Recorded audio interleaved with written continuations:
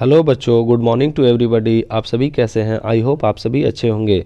बच्चों, आज मैं आप सभी के लिए लेकर आया हूं एसएसटी के मॉडल पेपर। और ये मॉडल पेपर बहुत ही इम्पोर्टेंट प्रश्न दिए गए हैं। इन प्रश्नों को आप एक बार देख के जाइएगा बच्चों। अगर आपका क्लास 10 में है और आप क्लास 10 को अच्छे मार्क्स से पास करना चाहते हैं तो आप इन प्रश्नों को ज़रूर से ज़रूर देख लीजिएगा। बहुत ही अच्छे प्रश्न हैं बच्चों, और ये सारे प्रश्न एग्जाम्स में पूछे जा चुके हैं। तो आइए इन प्रश्नों को देखते हैं। पहला प्रश्न है बच्चों, इसमें देखिए बच्चों, यहाँ 48 प्रश्न दिए गए हैं, 1 से 48, जिसमें 40 प्रश्नों के उत्तर दे।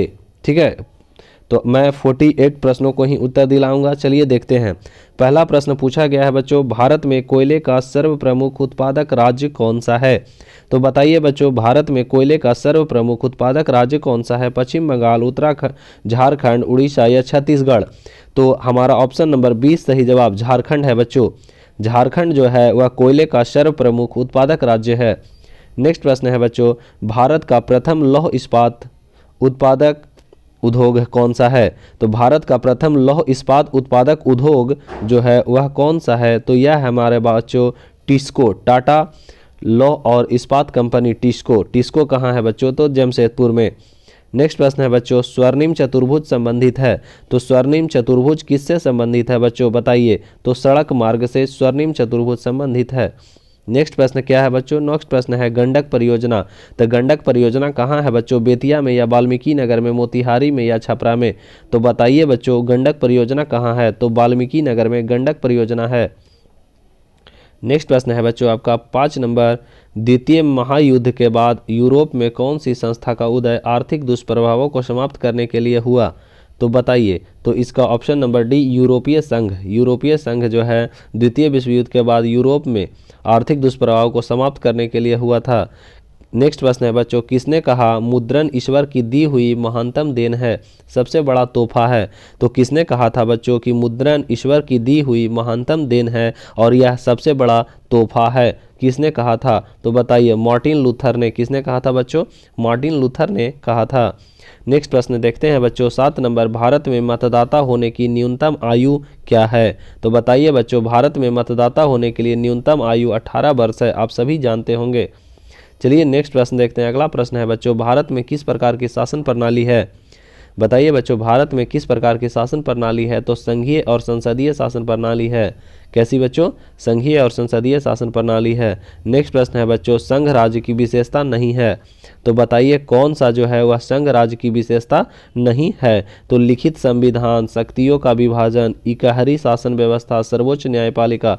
तो ऑप्शन नंबर सी इकहरी शासन व्यवस्था संघ राज्य की विशेषता नहीं है। नेक्स्ट प्रश्न देखते हैं बच्चों, 10 नंबर, संघ सरकार का उदाहरण कौन सा है? जो संघ सरकार का उदाहरण है तो अमेरिका, चीन, ब्रिटेन, इनमें से कोई नहीं। तो अमेरिका जो है वह संघ सरकार का उदाहरण है बच्चों। नेक्स्ट प्रश्न है 11 नंबर, बिहार में संपूर्ण क्रांति का नेतृत्व निम्नलिखित में से किसने किया? तो बिहार में संपूर्ण क्रांति का नेतृत्व किसने किया था? तो बताइए। मोरारजी देसाई ने, नीतीश कुमार ने, इंदिरा गांधी ने? नहीं, जयप्रकाश नारायण ने। जयप्रकाश नारायण ने बिहार में संपूर्ण क्रांति का नेतृत्व किया था। नेक्स्ट प्रश्न देखते हैं बच्चों। अगला प्रश्न है, लोकतांत्रिक व्यवस्थाओं ने निम्नलिखित में से किन मुद्दों पर सफलता पाई? तो लोकतांत्रिक व्यवस्थाओं ने निम्नलिखित किन मुद्दों पर सफलता पाई? तो बताइए इन्होंने किन मुद्दों पर सफलता पाई थी? तो राजनीतिक, देखते हैं, राजनीतिक असमानता को समाप्त कर दिया, लोगों के बीच टकराव को समाप्त कर दिया, बहुमत समूह और अल्प समूह के साथ एक जैसा व्यवहार करता है, समाज की आखिरी पंक्ति में खड़े लोगों के बीच आर्थिक पैमाना कम स्थित है। तो बच्चों यह जो है ऑप्शन नंबर ए सही जवाब, राजनीतिक असमानता को समाप्त कर दिया। आइए नेक्स्ट प्रश्न देखते हैं। अगला प्रश्न है बच्चों, कॉन्ट काबूर के विक्टर इमैनुअल ने किस पद पर नियुक्त किया? तो बताइए। प्रधानमंत्री के पद पर। किस पद पर बच्चों? कॉन्ट काबूर को विक्टर इमैनुअल ने प्रधानमंत्री के पद पर नियुक्त किया। नेक्स्ट प्रश्न है बच्चों, लौह एवं रक्त की नीति का अवलंबन किसने किया? तो लौह एवं रक्त की नीति का अवलंबन बिस्मार्क ने किया। किसने बच्चों? बिस्मार्क ने। नेक्स्ट प्रश्न है बच्चों, साम्यवादी शासन का पहला प्रयोग कहाँ हुआ? तो साम्यवादी शासन का पहला प्रयोग जो है बच्चों वह रूस में हुआ था। कहाँ हुआ था? रूस में। नेक्स्ट प्रश्न है बच्चों, बोल्शेविक क्रांति कब हुई? तो बताइए बोल्शेविक क्रांति कब हुई? तो नवंबर 1917 में बोल्शेविक क्रांति हुई। नेक्स्ट प्रश्न है बच्चों, उपभोक्ता अधिकार दिवस कब मनाया जाता है? बताइए, उपभोक्ता अधिकार दिवस 15 मार्च को मनाया जाता है। आइए नेक्स्ट प्रश्न देखते हैं। अगला प्रश्न है बच्चों, वैश्वीकरण के मुख्य अंग कितने हैं? तो बताइए, वैश्वीकरण के मुख्य अंग 4 हैं। कितने हैं बच्चों? 4। कौन सी सेवा गैर सरकारी है? तो बताइए बच्चों, कौन सी सेवा जो है गैर सरकारी है? सैन्य सेवा, वित्त सेवा, मॉल सेवा, रेल सेवा। तो ये सारे सरकारी हैं। मॉल सेवा, मॉल मतलब जहाँ कपड़ा उपड़ा बिकता है बच्चों, खाना पीना बिकता है, वो मॉल मार्केट। मॉल सेवा गैर सरकारी है। आइए नेक्स्ट प्रश्न देखते हैं। अगला प्रश्न है बच्चों, भारत की वित्तीय राजधानी किस शहर को कहा गया है? तो भारत की वित्तीय राजधानी जो है वह किस शहर को कहा गया है? तो मुंबई शहर को। नेक्स्ट प्रश्न है बच्चों, हिंद चीन पहुंचने वाले प्रथम व्यापारी कौन थे? तो बताइए, हिंद चीन पहुंचने वाले प्रथम व्यापारी पुर्तगाली थे। कौन थे बच्चों? पुर्तगाली। इंग्लैंड नहीं, फ्रांसीसी नहीं, डच नहीं। सविनय अवज्ञा आंदोलन कब शुरू हुआ? तो बताइए बच्चों, सविनय अवज्ञा आंदोलन कब शुरू हुआ? 1930 ईस्वी में। कब शुरू हुआ बच्चों? 1930 ईस्वी में। रौरकेला लोहा इस्पात उद्योग है। रौरकेला कहाँ है बच्चों? तो बताइए, रौरकेला उड़ीसा में है। कहाँ है बच्चों? उड़ीसा में है। आइए नेक्स्ट प्रश्न देखते हैं। अगला प्रश्न है बच्चों, सामंती व्यवस्था से हटकर किस प्रकार की शहरी व्यवस्था की प्रवृत्ति बढ़ी? तो सामंती व्यवस्था से हटकर तो यह कौन सी बढ़ी थी बच्चों? प्रवृत्ति बढ़ी। प्रगतिशील प्रवृत्ति, रूढ़िवादी या आक्रामक प्रवृत्ति या शोषणकारी? तो प्रगतिशील प्रवृत्ति। सामंती व्यवस्था से हटकर बच्चों प्रगतिशील प्रवृत्ति बढ़ी। नेक्स्ट प्रश्न है बच्चों, कांटी तापीय विद्युत परियोजना किस जिला में स्थापित है? तो कांटी तापीय विद्युत परियोजना किस जिला में स्थापित है? तो मुजफ्फरपुर में। कहाँ बच्चों? मुजफ्फरपुर में। नेक्स्ट प्रश्न है बच्चों, रेल वर्कशॉप कहाँ स्थित है? तो जमालपुर, भागलपुर, मुंगेर या पटना? तो जमालपुर में। कहाँ बच्चों? जमालपुर में स्थित है। आइए नेक्स्ट प्रश्न देखते हैं। अगला प्रश्न है बच्चों, सुनामी का प्रमुख कारण क्या है? तो सुनामी का प्रमुख कारण क्या है? तो समुद्र में भूकंप, पर्वत पर भूकंप, मैदानी क्षेत्र में भूकंप, इनमें से कोई नहीं। तो समुद्र में भूकंप जब आता है बच्चों तो सुनामी का प्रमुख कारण है। नेक्स्ट प्रश्न है बच्चों, सुखाड़ क्या है? तो बताइए, सुखाड़ क्या है? तो सुखाड़ प्राकृतिक आपदा है, सामान्य आपदा है, मानव जनित आपदा है, इनमें से कोई नहीं। तो प्राकृतिक आपदा है। कैसा बच्चों? सुखाड़ जो है वह प्राकृतिक आपदा है। नेक्स्ट प्रश्न है बच्चों, पंजाब में भूमि निम्नीकरण का मुख्य कारण क्या है? तो पंजाब में भूमि निम्नीकरण का मुख्य कारण जो है वह अधिक सिंचाई। क्या है बच्चों? अधिक सिंचाई है। गहन खेती, वन उन्मूलन या अति पशुचारण? नहीं, अधिक सिंचाई भूमि निम्नीकरण का मुख्य कारण है।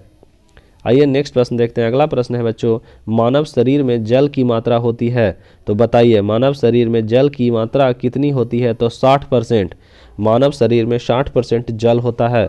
नेक्स्ट प्रश्न है बच्चों, निम्न जीवों में कौन केवल भारत में पाया जाता है? तो मगरमच्छ, डॉल्फिन, व्हेल, कछुआ। तो बताइए, कौन सा जीव है जो केवल भारत में पाया जाता है? तो डॉल्फिन। डॉल्फिन केवल भारत में पाया जाता है।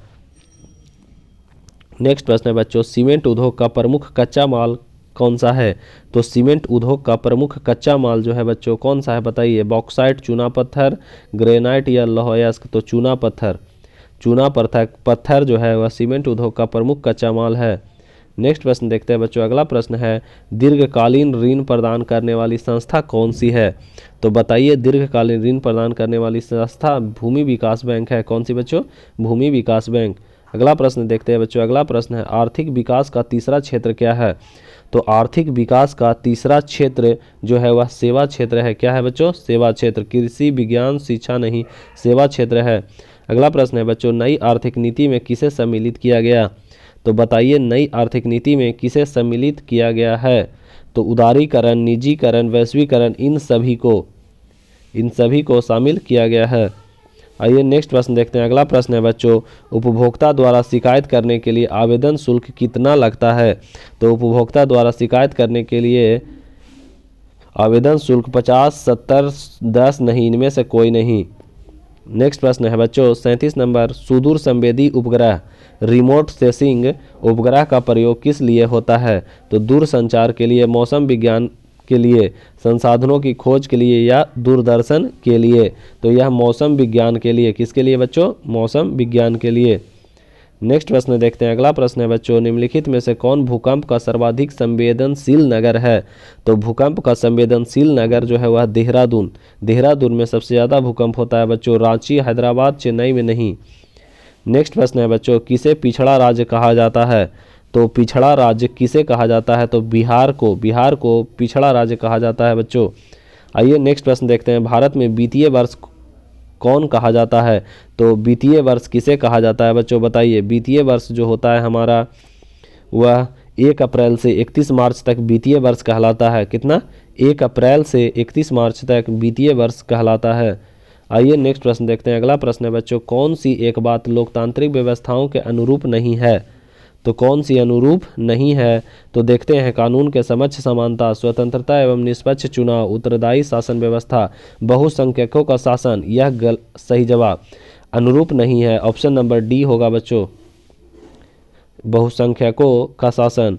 नेक्स्ट प्रश्न है बच्चों, लोकतंत्र की सफलता निर्भर करती है। तो लोकतंत्र की सफलता किस पे निर्भर करती है? तो नागरिकों की उदासीनता पर, नागरिकों की गैर कानूनी कार्रवाई पर, नागरिकों की विवेकपूर्ण सहानुभूति पर, नागरिकों द्वारा अपनी जाति के हितों पर। ऑप्शन नंबर सी, नागरिकों की विवेकपूर्ण सहभागिता पर लोकतंत्र की सफलता निर्भर करती है। आइए नेक्स्ट प्रश्न देखते हैं। अगला प्रश्न है बच्चों, क्षेत्रवाद की भावना का एक कुपरिणाम है। तो क्षेत्रवाद की भावना का एक कुपरिणाम क्या है? तो अलगाववाद। क्या है बच्चों? अलगाववाद। कोयला क्या है? अनवीकरणीय, नवीकरणीय या जैव संसाधन। तो कोयला जो है बच्चों वह अनवीकरणीय संसाधन है। अनवीकरणीय संसाधन और नवीकरणीय संसाधन के बारे में आप जानते होंगे, इसे एक बार अच्छी तरह से पढ़ लीजिएगा, उससे भी प्रश्न बोर्ड एग्जाम में पूछे जाते हैं। नेक्स्ट प्रश्न है बच्चों, भूस्खलन क्या है? प्राकृतिक आपदा है, मानवीय आपदा है, सामान्य आपदा है। तो भूस्खलन प्राकृतिक आपदा है। क्या है बच्चों? प्राकृतिक आपदा। महासागर तल के कंपन का परिणाम क्या है? तो बताइए बच्चों, महासागर तल के कंपन का परिणाम सुनामी है। क्या है? सुनामी। नेक्स्ट प्रश्न है बच्चों, पृथ्वी की सतह पर सर्वप्रथम पहुंचने वाली भूकंप तरंग कौन सी है? तो यह पी तरंग है। क्या बच्चों? पी तरंग। एक तरंग नहीं, एल तरंग नहीं, टी तरंग नहीं, पी तरंग है। पृथ्वी की सतह पर सर्वप्रथम पहुंचने वाली भूकंप तरंग पी तरंग है। सुनामी का संबंध किससे है बच्चों? तो समुद्र से। किससे? समुद्र से है। सुनामी का संबंध समुद्र से है। बच्चों आपके सारे ऑब्जेक्टिव समाप्त हुए। अगर आपको इसका लघु उत्तरीय और दीर्घ उत्तरीय प्रश्न भी चाहिए बच्चों तो आप हमारे कमेंट बॉक्स में कमेंट करके बताएं, हम आपको दीर्घ उत्तरीय लघु उत्तरीय का एक वीडियो बना देंगे। उसमें आपको कौन कौन से प्रश्न आए हैं इसके बारे में बता देंगे, प्रीवियस ईयर में कौन से प्रश्न पूछे गए हैं वो भी बता देंगे। बच्चों अगर आपको ये वीडियो अच्छा लगा तो प्लीज़ लाइक एंड सब्सक्राइब करें और शेयर करना ना भूलें। Bye bye.